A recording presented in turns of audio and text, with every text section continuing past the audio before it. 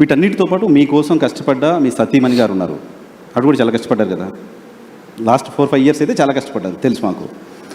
So మహిళా reservation బిల్లుని Congress party పార్లమెంట్లో వ్యతిరేకంగా ఓటేసిన సందర్భంగా భారతీయ జనతా పార్టీ మోడీ గారు చెప్పారు, కాంగ్రెస్ నాయకుల్ని ఇంట్లో మీ భార్యలు అడగండి ఎందుకు వ్యతిరేకంగా ఓటేసావని. అడిగారా మీ సతీమణి ఏమన్నా? ఇప్పుడు మోడీ గారైనా భారతీయ జనతా పార్టీలో అయినా మహిళా రిజర్వేషన్ ముసుగు తొడుక్కొని దక్షిణ భారతదేశాన్ని హత్య చేయాలనే ప్రయత్నం చేశారు. ఆ హత్యాయత్నాన్ని నేను అడ్డుకున్నా.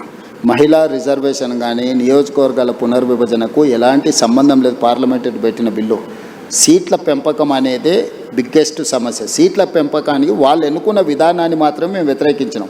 మహిళా రిజర్వేషన్ 2023లోనే పార్లమెంట్లో బిల్లు వచ్చింది. 100% రాజకీయ పార్టీలు అన్నీ మద్దతు ఇచ్చినాయి, అమలు చేయమను. ఇప్పుడున్న 543లో 33%, 181 పార్లమెంటు సీట్లు.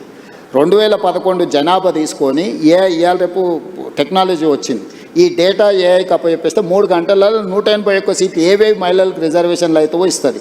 ఒకవేళ టెక్నాలజీ మీద మీకు నమ్మకం లేకపోతే ఒక కమిషన్ అపాయింట్ చేస్తే 3 నెలల టోటల్గా చేసేసి 181 మహిళలకు ఇవ్వచ్చు.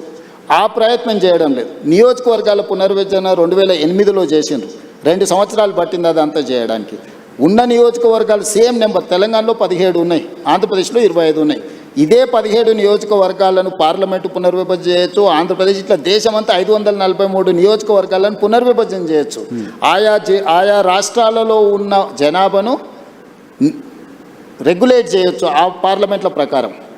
ఈ 2 చేయకుండా సీట్ల పెంపు అనేదాన్ని ఉన్నదాన్ని 50% పెంచుతా అనేది మోడీ గారి ఆలోచన. అందరికీ సమానంగా 50 పెంచుతున్నా అని అంటుండు. నేను ఒకే ఒక ప్రశ్న అడుగుతాను, మీరు బ్రదర్స్ ఇద్దరా ముగ్గురా? ముగ్గురు కదా.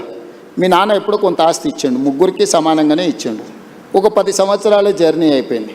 నీ దగ్గర 10 లక్షలు ఉంది ఇప్పుడు ఆస్తి, ఇంకొక బ్రదర్ దగ్గర 1 కోటి ఉంది, ఇంకో బ్రదర్ దగ్గర 10 కోట్లు ఉంది.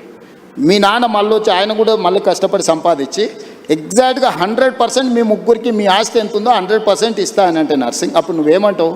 నీకు 10 లక్షలకు 10 లక్షలు వస్తుంది, మీ పెద్దన్నకు 10 కోట్లకు 10 కోట్లు వస్తుంది, మీ మధ్యన్నకు 1 కోటికి 1 కోటి వస్తుంది. అప్పుడు నీకు నీ పెద్దన్నకి ఎంత తేడా ఉంది? పర్సంటేజ్ మీ నాన్న చెప్పింది ముగ్గురికి సమానంగా ఇస్తున్నా, 100% ఇస్తున్నా అని చెప్తుండు. పర్సంటేజ్ చూస్తే రాజ్ ఠాకూర్ అయినా ఇంకోరైనా జడ్జి ఎవరైనా సామరామన్న కరెక్టే కదా. నర్సింగ్ 100% వచ్చింది, వాళ్ళు ఇంకో అన్నకు 100% వచ్చింది, వాళ్ళ పెద్ద అన్నకు 100% వచ్చింది. Percentage is not a solution for this problem.